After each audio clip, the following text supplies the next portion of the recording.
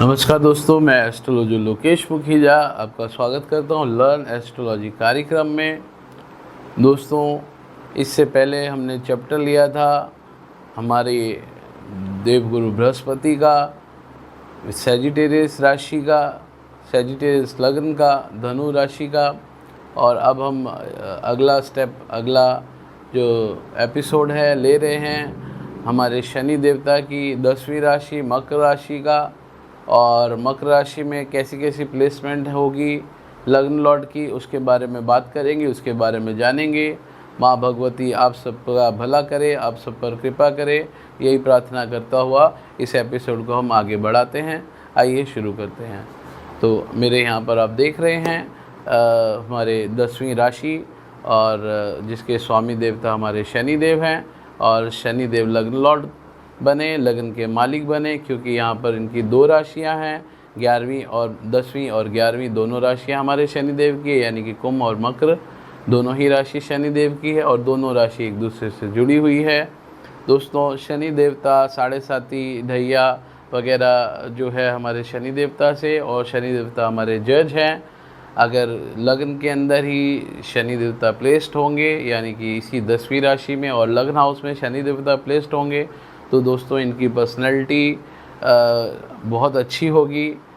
ये ऊंचे लंबे कद के होंगे, और ये इनका प्रोफेशन ये सोचेंगे एडवोकेट, वकील, जज, इस तरीके की पढ़ाई करेंगे, और इस तरह के कैरियर भी इनको चुनना चाहिए, इस तरह का प्रोफेशन इनको चुनना चाहिए, और उस प्रोफेशन में इनको सफलता ज़रूर प्राप्त होगी। जितने भी एडवोकेट हैं, जितने भी हमारे जज हैं, अगर आप इनकी कुंडलियाँ देखेंगे तो कहीं ना कहीं आप देख पाएंगे कि शनि देवता बहुत अच्छी जगह पे प्लेस्ड हैं, जिससे कि वो अपने जीवन काल में इस तरीके के कार्य, इस तरीके की जॉब कर पाएंगे। कहीं ना कहीं न्याय कार्य कर रहे होंगे, और जो व्यक्ति इस तरह के लग्न का मालिक होगा वो अपने जीवन में ज़्यादातर सत्य बोलेगा, मेहनती होगा, और अपनी मेहनत से सारे काम कर पाएगा।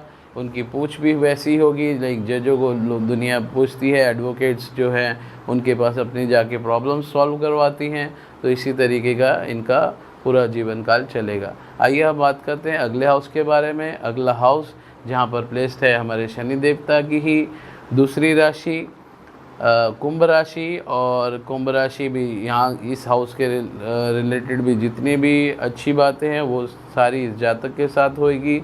लंबी हाइट, और यहाँ से परिवार जो है अच्छा होगा, शरीर से ये अच्छे होंगे, परिवार इनका काफ़ी अच्छा प्राप्त होगा, परिवार वेल एस्टेब्लिश होगा, और कहीं ना कहीं परिवार की पूरी सपोर्ट मिलेगी इनको। हर कार्य जीवन में जो भी ये करना चाहेंगे परिवार उसमें पूरा साथ देगा इनका, और ये अपने जीवन काल में बहुत कुछ कर पाएंगे, धन संचित कर पाएंगे, जमा कर पाएंगे, कमाई ला के अपने घर में रखेंगे, बाहर व्यर्थ का खर्चे नहीं करेंगे ये।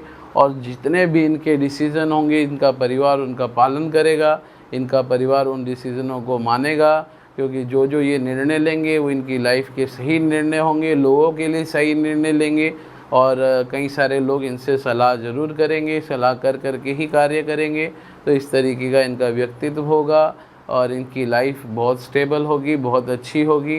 पूरी लाइफ अपने लिए भी करेंगे और अपने परिवार के लिए भी बहुत कुछ छोड़ के जाएंगे। आइए हम बात करते हैं अगले हाउस के बारे में, जो कि हमारा तीसरा हाउस है, जहाँ पर प्लेस है हमारे देवगुरु बृहस्पति की राशि, यानी कि हमारी 12वीं राशि मीन। और अगर हमारे शनि देवता इस हाउस में प्लेस्ड हो गए तो दोस्तों उनकी लाइफ में, जिसकी भी जातक की वो कुंडली होगी, उसकी लाइफ में ऑब्स्टेकल्स, परेशानियाँ, दुख तकलीफ़ हमेशा आती रहेंगी।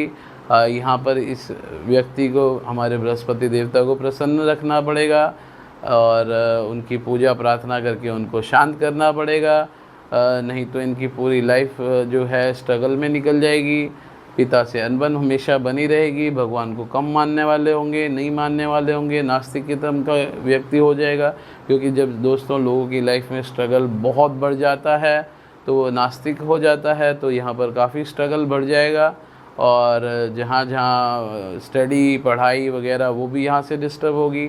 छोटे भाई बहनों के भी साथ में इनको जवाबदारी, जिम्मेदारी उठानी पड़ेगी। छोटे छोटे खर्चे, छोटी छोटी यात्राएं, छोटे छोटे काम, इस तरीके की चीज़ें इनको मिलती रहेगी और इसमें हमेशा पूरी ज़िंदगी ये घिरे रहेंगे। तो यहाँ पर इनको कुछ उपाय करने चाहिए, एक अच्छे एस्ट्रोलॉजर की गाइडेंस में जाना चाहिए या पूरी तरह से भक्तिमय होना चाहिए, जिससे कि इनकी जीवन के जितने भी प्रॉब्लम्स हैं उनको वो सॉल्व कर पाएँ। आइए अब हम बात करते हैं चौथे हाउस के बारे में, जहाँ पर प्लेस हमारी पहली राशि मंगल देवता की मेष राशि है। और मेष राशि के स्थान पर अगर हमारे शनि देवता प्लेस्ड हो जाएंगे तो यहाँ पर माता के लिए तकलीफ़ और पिता के लिए तकलीफ़, और यहाँ से जो धन धान्य जो इनकी सुख सुविधा हैं वो इनको पूरे जीवन काल में प्राप्त पूरी तरीके से नहीं हो पाएंगी। पूरे जीवन इनके संघर्ष में कटेगा, प्रॉब्लम्स आएंगी, क्योंकि दोस्तों यहाँ पर हमारे शनि देवता जो हैं नीच के हो जाते हैं। नीच के होने से माता के साथ अनबन, प्रॉपर्टी से रिलेटेड जितने भी कार्य होंगे उसमें हमेशा कहीं ना कहीं उलझे रहेंगे। जो हम इनके पिता दादाओं की प्रॉपर्टी है उसमें भी हमेशा पूरी लाइफ उलझे रहेंगे। तो इनकी लाइफ पूरी स्ट्रगल में कन्वर्ट हो जाएगी। हार्ट रिलेटेड भी कुछ प्रॉब्लम्स आ सकती हैं इनको। तो इस प्रकार से पूरी लाइफ ऑब्स्टेकल्स रहेंगी। यहाँ पर इनको जो है मंगल देवता की शांति पूजन, हवन और प्रार्थनाएं करनी चाहिए, जिससे कि इनका जीवन आगे जीने लायक हो पाए। एक अच्छे एस्ट्रोलॉजर से गाइडेंस ले लें, जिससे कि ये अपना जीवन को जीने लायक कर पाएँ और अपनी प्रॉब्लम से बाहर निकलें। आइए हम बात करते हैं पाँचवें हाउस के बारे में। पाँचवा हाउस जो है हमारा अनसर्टेन गेन का है। यहाँ पर विराजमान है हमारी दूसरी राशि टॉरस, यानी कि हमारी वृषभ राशि।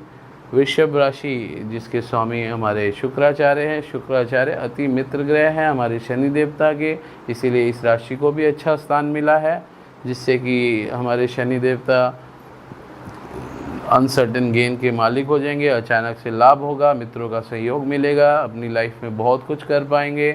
और जहाँ जहाँ ये हाथ डालेंगे अचानक से इनको लाभ की प्राप्ति होगी। जो अननोन बिजनेस भी करेंगे, ना समझा हुआ भी करेंगे, तो वहाँ पर भी इनको काफ़ी अच्छा चीज़ें प्राप्त होंगी। शेयर मार्केट वगैरह और इस तरीके की चीज़ें में भी ये आगे जाएंगे। फिल्म लाइन के अंदर भी इनका रुझाव हो सकता है, क्योंकि यहाँ पर शुक्र देवता की भी प्लेसमेंट है, शुक्र देवता का हाउस है। तो इस तरीके के कार्य, मेहनत वाले कार्य जो करेंगे उसमें ज़रूर सफल होंगे। और यहाँ से जो संतान होगी वो आज्ञाकारी यहाँ पर मिलेगी। कहीं ना कहीं पूरी लाइफ सपोर्ट करने वाली इनको प्राप्त होगी संतान। और यहाँ से स्टमक भी काफ़ी अच्छा रहेगा इनका। साथ ही साथ इनका लव रोमांस जो भी है वो काफ़ी अच्छा रहेगा, लव रोमांस में ये अच्छे रहेंगे। तो इस हाउस से रिलेटेड जितने भी कार्य हैं वो अपनी लाइफ में सफल कर पाएंगे और काफ़ी कामयाबी मिलेगी। जब भी शनि देवता की अंतर्दशा चलेगी, अगर वो अच्छे प्लेस्ड हैं, साथ ही साथ जब भी हमारे शुक्र देवता की अंतर्दशा चलेगी, महादशा चलेगी, तो वहाँ पर ये काफ़ी लाभ उठा पाएंगे। आइए हम बात करते हैं अगले हाउस के बारे में, जो कि हमारा छठा हाउस है। यहाँ पर हमारी जो तीसरी राशि है बुध देवता की राशि है। और बुध देवता की यहाँ पर राशि होने से मित्र की राशि है, तो कहीं ना कहीं मित्रों का सहयोग लेना पड़ेगा। कभी कोर्ट केस हुआ, लिटिगेशन हुआ, दुर्घटना हुई, तो मित्र हमेशा इनके लिए तत्पर रहेंगे, हेल्प मिलेगी मित्रों से।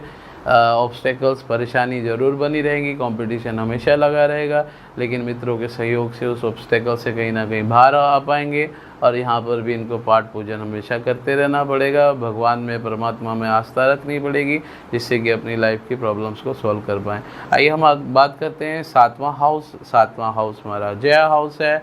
यहाँ पर प्लेस है हमारी चौथी राशि। चौथी राशि हमारे चंद्रमा देवता की कर्क राशि है। दोस्तों, कर्क राशि और अगर इसी हाउस के अंदर हमारे चंद्रमा देवता प्लेस्ड हो गए तो विष योग बना देंगे। और यहाँ पर कुछ ना कुछ पत्नी से डिस्टर्बेंस रहेगा। लेकिन अगर चंद्रमा देवता यहीं पर प्लेस्ड नहीं हैं और हमारे केवल शनि देवता हैं, फिर भी पत्नी से कुछ ना कुछ डिस्टर्बेंस रहेगा। पत्नी जो मिलेगी वो चंचल स्वभाव की मिलेगी, और चंचल स्वभाव का होने से कुछ ना कुछ अनबन बनी रहेगी। लेकिन फिर भी दोस्तों, जया भाव है, मैरिटल स्टेटस है, मैरिज कहीं ना कहीं लंबी चल पाएगी। और कुछ खटपट जरूर होंगी, क्योंकि चंचल स्वभाव पत्नी या चंचल स्वभाव पति, अगर जेंट्स की कुंडली है तो पत्नी, उसकी वाइफ चंचल स्वभाव की होगी, और पत्नी की कुंडली है तो उसका पति चंचल स्वभाव का मिलेगा। और यहाँ पे अगर लग्न लॉर्ड प्लेस्ड होगा तो अपना अपने ही लग्न हाउस में जैसे ही वो 7वीं दृष्टि अपनी डालेगा, यानी कि शनि महाराज, तो अपनी पर्सनैलिटी के अकॉर्डिंगली जितनी भी चीज़ें हैं वो सॉल्व कर पाएंगे, पर्सनैलिटी अच्छी हो जाएगी यहाँ से। तो पार्टनरशिप काफ़ी अच्छी रहेगी 7वें हाउस में। डेली वेजिस के रास्ते, हालांकि चलती लक्ष्मी रहेगी, यानी कि चंचल लक्ष्मी रहेगी यहाँ पे, और जो डेली वेजिस है आएगा और खर्चा हो जाएगा, जल्दी से जमा करने में प्रॉब्लम्स होगी। पार्टनरशिप्स जो होंगी वो जो थोड़ी फास्ट पार्टनरशिप होंगी, लाइक किया टूट गई, फिर दूसरा पार्टनर बनाया, तीसरा पार्टनर बनाया, इस तरह की पार्टनरशिप हो सकती है। पार्टनरशिप में थोड़ी बहुत डिस्टर्बेंस हो सकती है, बट कहीं ना कहीं ये सॉल्व कर लेंगे, क्योंकि चंद्रमा देवता को भी केंद्र का स्थान मिला है। शत्रु होने के बाद भी अगर चंद्रमा देवता इस हाउस में नहीं प्लेस हो पाए तो कुछ हद तक जीवन जीने लायक हो पाएगा। आइए हम बात करते हैं अगले हाउस के बारे में। अगला हाउस है हमारा 8वां हाउस, जहाँ पर प्लेस है हमारे सूर्य देवता की राशि। आप सभी जानते हैं शनि और सूर्य देवता आपस में शत्रु है। पिता पुत्र का रिलेशन होने के बाद भी हमारे सूर्य देवता और शनि देवता आपस में नहीं बनती। इसी को देखते हुए शनि देवता ने सूर्य देवता को 8वां हाउस दिया है। 8वां हाउस स्ट्रगल का, मेहनत का,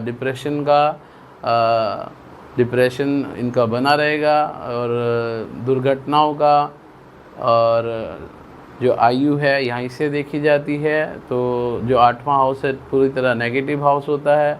ससुराल पक्ष, ससुराल का हमेशा कहीं ना कहीं जुड़ाव लगा रहेगा, ससुराल के काम करने पड़ेंगे, ससुराल के साथ कुछ ना कुछ इनकी बाउंडिंग ज़रूर रहेगी।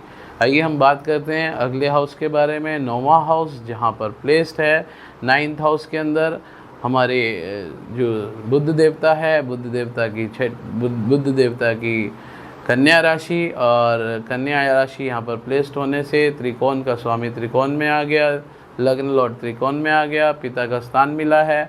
पिता से अच्छी बनेगी, माता से भी यहाँ अच्छी बनेगी, पिता से भी यहाँ पर अच्छी बनेगी, और जितने भी अपने जीवन से जुड़े कार्य हैं वो संपन्न कर पाएंगे, और हायर स्टडी में जाएंगे, लंबी दूरी की यात्रा होगी। और यहाँ से जो हमारे शनि देवता और हमारे बुध देवता की जो भी मित्र होंगे यहाँ पर, तो मित्रों से हमेशा सहयोग मिलेगा, और मित्र ही इनको विदेश यात्रा करवाएंगे, विदेश सेटलमेंट कराएंगे। तो मित्रों का यहाँ पर काफ़ी इनको सपोर्ट मिलेगा, पिता का, पूर्वजों का जो है सपोर्ट मिलता ही रहेगा। तो इस प्रकार से इस हाउस से रिलेशन वाले जितने भी कार्य होंगे वो अति सफल हो पाएंगे। आइए हम बात करते हैं 10वां हाउस, और 10वें हाउस में है हमारी 7वीं राशि। यहाँ पर दोस्तों शनि देवता उच्च के हो जाते हैं। 7वीं राशि में जैसे ही हमारे शनि देवता आते हैं, उच्च के होते हैं, तो बिज़नेस जो होगा काफ़ी बड़ा करने का सोचेंगे, कुछ बड़ा से बड़ा करने का सोचेंगे, अच्छा करने का सोचेंगे, साथ ही साथ उसमें सफल भी हो पाएंगे। दोस्तों बड़ा करना, बड़ा बोलना हर कोई सोचता है, लेकिन सफलता किसी किसी को प्राप्त होती है। तो यहाँ पर अगर प्लेस्ड हो गए हमारे शनि देवता 7वीं राशि में, जहाँ पर उच्च के हो जाते हैं, तो यहाँ पर शनि देवता काफ़ी कुछ अपने जीवन काल में, यानी कि जिस जातक की वो कुंडली होगी वो जीवन काल में बहुत कुछ सारी चीज़ें अचीव कर पाएगा, और बिजनेस से ही अचीव कर पाएगा, क्योंकि वे बिजनेस का हाउस है, हाउस ऑफ प्रोफेशन है। साथ में माता के साथ भी रिलेशन यहाँ से अच्छे बनेंगे, और साथ ही साथ जितनी भी प्रॉपर्टी है, इनकी पुश्तैनी प्रॉपर्टी है, उस पर भी इनकी निगरानी रहेगी, उस पर भी ये अपनी प्रॉब्लम्स को सॉल्व कर पाएंगे। जितनी भी प्रॉपर्टी रिलेटेड है, सुख सुविधा हैं, कमारा भी अच्छा है। साथ में इनकी जो 7वीं दृष्टि 4th हाउस पे है, 4th हाउस पे है, तो 4th हाउस के रिलेशन वाले भी जितने कार्य होंगे उनको सफल कर पाएंगे। आइए हम बात करते हैं अगले हाउस के बारे में, जहाँ पर जिसको हम 11वां हाउस कहते हैं, फुलफिल और डिज़ायरमेंट का, इच्छा पूर्ति का घर है ये। बड़े भाई बहनों का सहयोग मिलने का घर है, आशीर्वाद प्राप्ति का, बड़े भाई बहनों से आशीर्वाद प्राप्त होगा। इस प्रकार के ये सारे घर के अंदर एक्टिविटी होती है। तो यहाँ पर विराजमान है हमारी 8वीं राशि, जो जिससे कि शनि देवता की मंगल देवता से बनती नहीं है, फिर भी ऑब्स्टेकल्स आते हुए, परेशानी आते हुए अंत में ये अपनी इच्छाएं पूरी कर पाएंगे। बड़े भाई बहनों का सहयोग होगा। यहाँ पर छोटी छोटी बीमारियाँ ज़रूर आएंगी, लेकिन वो सॉल्व होएंगी, क्योंकि ये छोटी बीमारी का भी घर है। तो इस प्रकार से जितने भी इस घर से रिलेटेड कार्य हैं वो सफल कर पाएंगे। सपनों का घर है, अपनी जो जो इच्छाएं जीवन काल में होंगी, प्रॉब्लम्स आते हुए वो पूरी कर पाएंगे, और इनका जीवन शुभ होगा। आइए अब हम बात करते हैं अगले हाउस के बारे में। अगला हाउस जो है हमारा 12वां हाउस है, और 12वें हाउस में प्लेस्ड है हमारी 9वीं राशि यानी कि देवगुरु बृहस्पति की। देवगुरु बृहस्पति की जो राशि है दोस्तों, यहाँ पर दिक्कत परेशानी ज़रूर आएगी। हड्डियों से रिलेटेड कुछ ना कुछ प्रॉब्लम्स खड़ी रहेंगी और यहाँ से धन संचित कर नहीं पाएंगे। कमर्शियल धन बहुत कुछ आएगा भी तो खर्चा भी बहुत जल्दी हो जाएगा, रुकेगा नहीं धन, क्योंकि देवगुरु बृहस्पति जो हैं धन के कारक हैं। अगर धन संचित की बात होती है तो देवगुरु बृहस्पति के बारे में कहा जाता है, ज्ञान संचित की बात होती है तो देवगुरु बृहस्पति की बात होती है। तो देवगुरु बृहस्पति इस घर के मालिक हैं और यहाँ पर 9वीं राशि आने से इनको ऑब्स्टेकल्स परेशानियों का हमेशा सामना करना पड़ेगा। जेल यात्रा का भय बना रहेगा और हॉस्पिटल के खर्चे बने रहेंगे। यहाँ पर इनको ज़रूर कुछ ना कुछ देवगुरु बृहस्पति के लिए उपाय करना पड़ेगा जिससे इनका जीवन जीने लायक हो पाए, सार्थक कर पाएंगे। तो ये थे 12 के 12 पूरी राशियाँ और हमारे लग्न लॉर्ड 12 राशियों में किस प्रकार एक्टिविटी करेंगे उसके बारे में आइए हम अगले एपिसोड में बात करेंगे। अपने अगले जो हमारे शनिदेव है, शनि देवता की कुंभ राशि के बारे में। माता रानी आप सब पर कृपा करे, आप सबका भला करे, आप सब आशीर्वाद प्राप्त कर सकें, अपने माँ बाप की सेवा करते रहें, माँ बाप से आशीर्वाद प्राप्त करते रहें। दोस्तों लोग बोलते हैं शनि महाराज जो है हमारे नेगेटिव हो गए। दोस्तों अगर शनि महाराज आपके नेगेटिव हो गए या नीच के हैं या कोई एक एस्ट्रोलॉजर आपको गाइड करता है या पंडित गाइड करता है कि शनि देवता अच्छे नहीं हैं, तो दोस्तों सबसे पहले माता से रिलेशन आप अच्छे रखिए, माता का आशीर्वाद लीजिए, पूर्वजों का आशीर्वाद लीजिए, माताओं के चरण दबाइए जिससे कि शनि देवता प्रसन्न होते हैं। जो हमारे आसपास के रिश्ते हैं उनको ही हमको संभालना पड़ेगा। कभी कोई एस्ट्रोलॉजर कह देता है आपका मंगल नीच का हो गया है तो हम उपायों में लग जाते हैं, हम ये नहीं सोचते कि मंगल का नीच का हो गया है तो उससे रिलेशनशिप पे क्या फ़र्क पड़ा, और रिलेशनशिप से ही दोस्तों हमारा जीवन है। तो भाई बहन, छोटे भाई बहन, बड़े भाई बहन यानी कि मंगल से जुड़े हुए होते हैं दोस्तों, तो वहाँ पर अपने रिश्ते सुधारिए। कहीं पर हमारा गुरु नीच के हो गए तो उसकी वजह से प्रॉब्लम होती है, वहाँ पर बड़े भाई बहनों से रिलेशन सुधारिए। अपने कुल देवी कुल देवता का आशीर्वाद प्राप्त कीजिए, अपने पेरेंट्स जो कि हमारे गुरु होते हैं उनका आशीर्वाद प्राप्त कीजिए। उनसे बहस मत करिए, उनसे झगड़े मत करिए, हमेशा उनकी बात मानिए और उनका आशीर्वाद प्राप्त करने की कोशिश कीजिए ताकि जिससे कि अपनी लाइफ की जितनी भी प्रॉब्लम्स आप सॉल्व कर पाएँ। ये सबसे आसान उपाय हैं क्योंकि हर एक जीव में परमात्मा होता है और अगर आप अपने से बड़ों के आशीर्वाद ले लेंगे, छोटों को खुश रखेंगे, उनकी खुशी से परमात्मा की खुशी होती है, तो कई सारे उपाय अपने आप हो जाते हैं। दोस्तों उनकी प्रार्थनाएं होती हैं, माँ बाप आपके लिए प्रार्थना करते हैं जिससे कि आप उनके जितने भी कार्य हैं उसमें आप आगे बढ़ सकें। तो आज के लिए दोस्तों इतना ही। नमस्कार।